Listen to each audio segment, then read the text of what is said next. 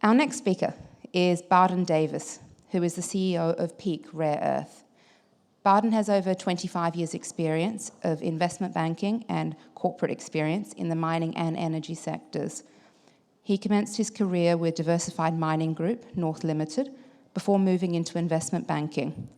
He's also spent a significant amount of time working in the renewable energy sector. He's held numerous senior executive roles, including with banks such as HSBC and as Head of Metals and Mining for Asia for Macquarie Capital. Bardin has significant experience in emerging markets, and he's worked on a broad range of international advisory, capital markets, and financial transactions. I think we're all looking forward to hearing about sort of the momentum, the progress of what's going to be a significant rare earth project in Tanzania. So welcome to Bardin.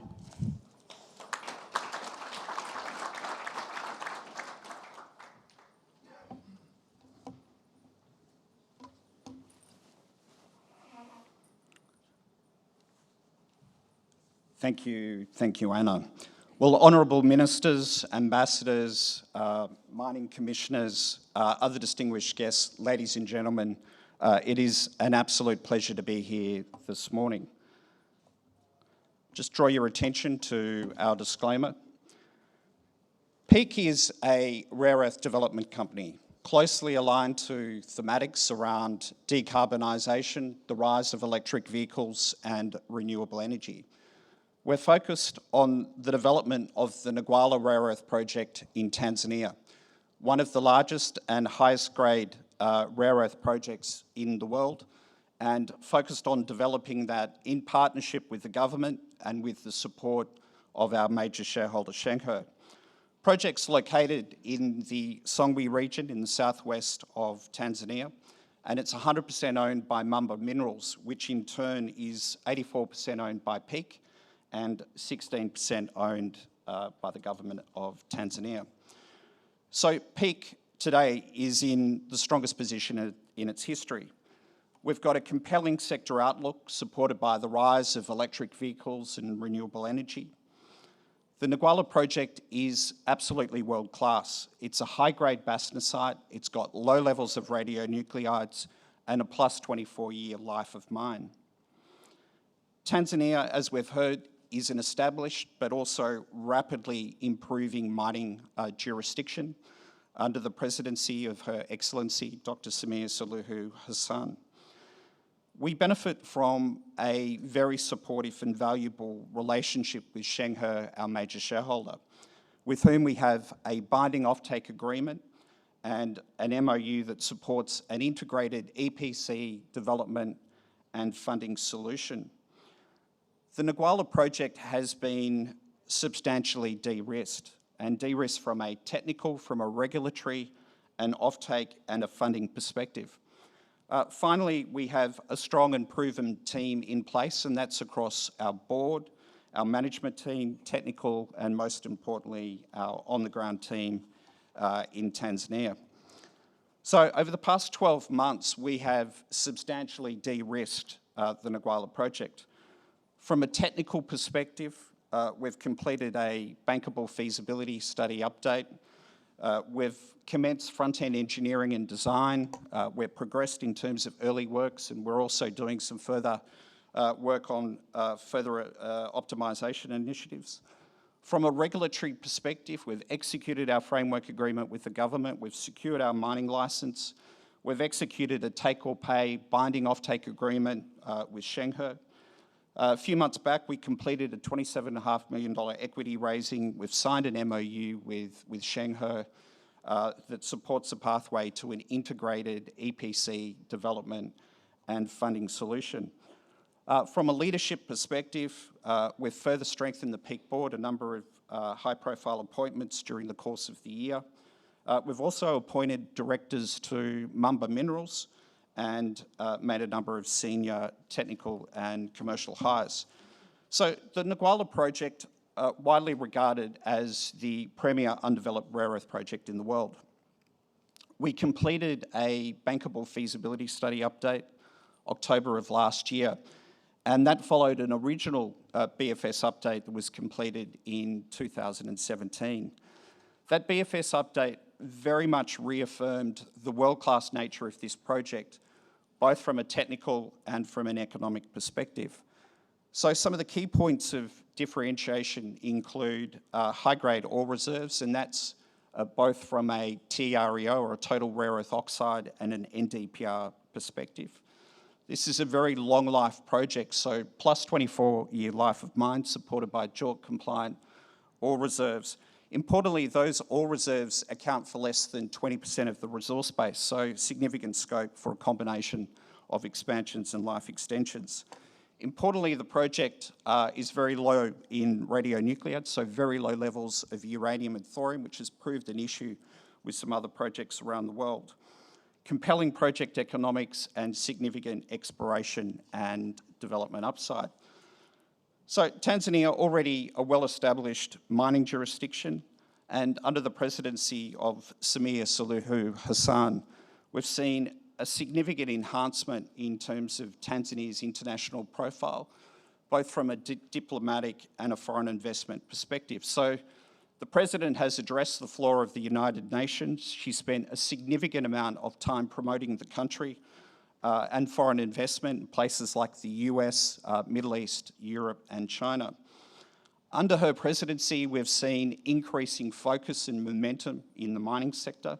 We've seen the grant of multiple framework agreements, but equally as important, we've seen a much more collegiate and commercial approach being adopted by the government.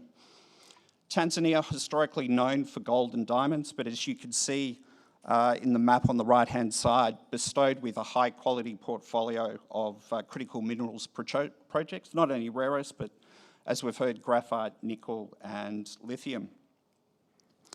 Top left-hand side, Kamala Harris was in country for a state visit, end of March of last year. Strong relationship between both leaders.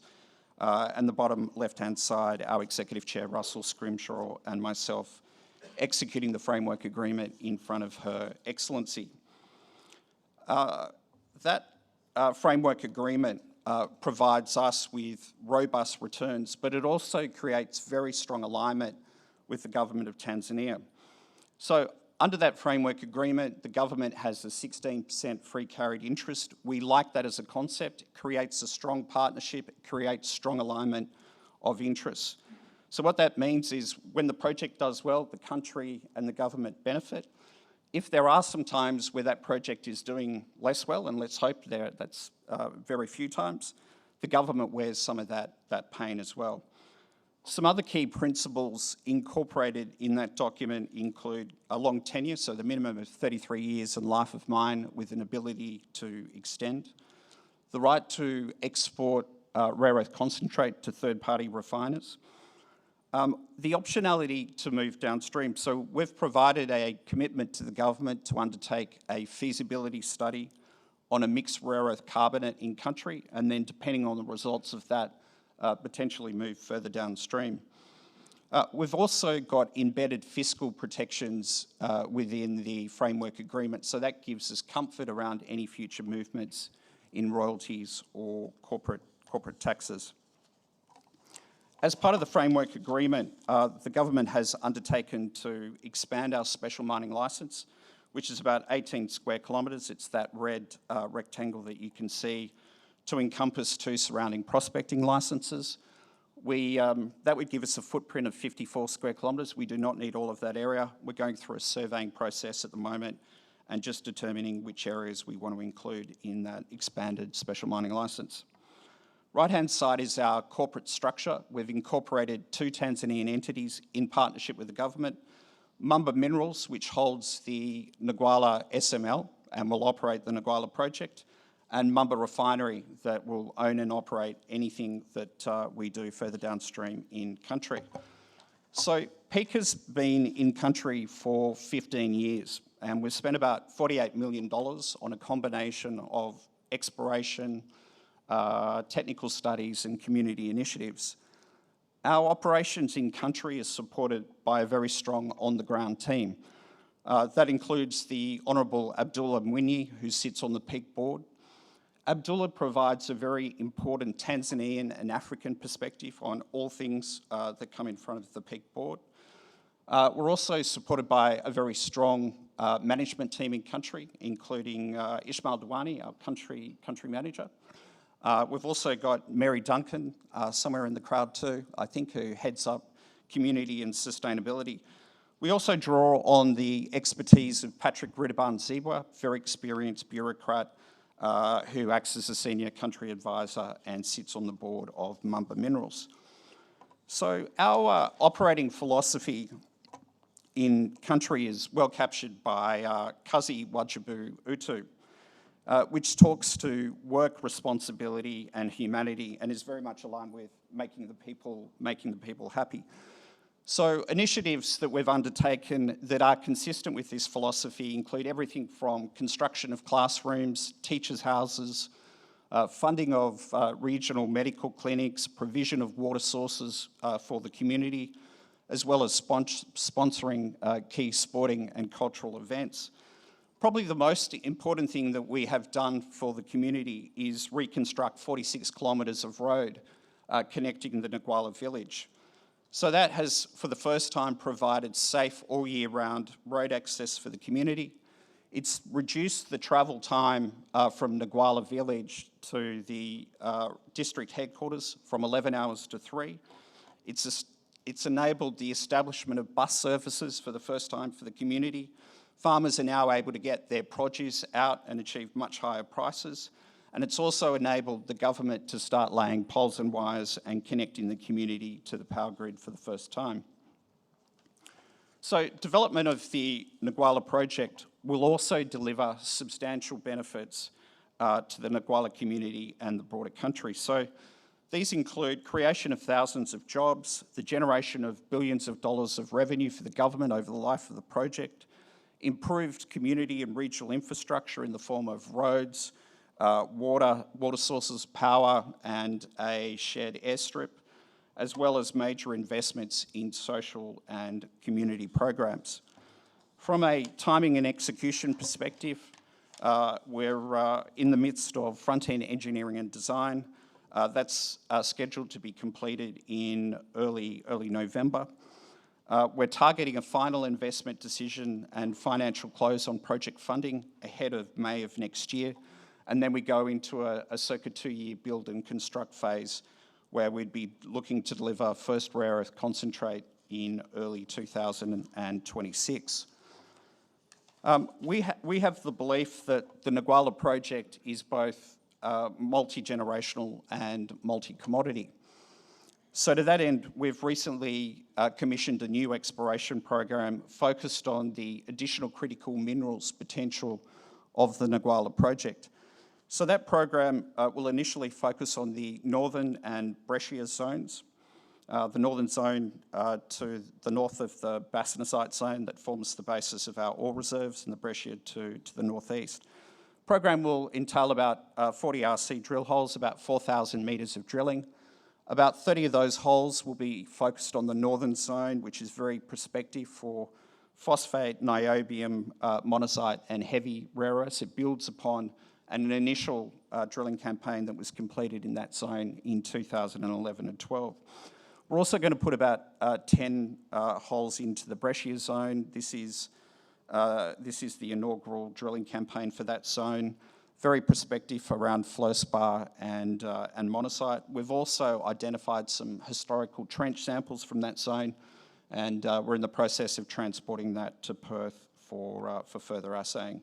We've also engaged SIK to develop a conceptual geological model, so that will be used to delineate prospective mineralisation and also just refine some of our drill targets. Another important source of growth is the potential for us to move further downstream. So the initial focus will be on completing a feasibility study on a mixed rare earth carbonate facility in partnership with the government. And this longer term could enable us to boost payabilities, increase our margins, but also potentially develop a multi-user rare earth refinery hub in Tanzania that could service not only projects in Tanzania, but also projects in East Africa and Southern Africa. So now, technology permitting, I'm going to try to conclude with a short video that was produced during a recent celebration that we had with the community, where we were celebrating the execution of the framework agreement and the special mining licence. I did say technology permitting. Oh, hold it.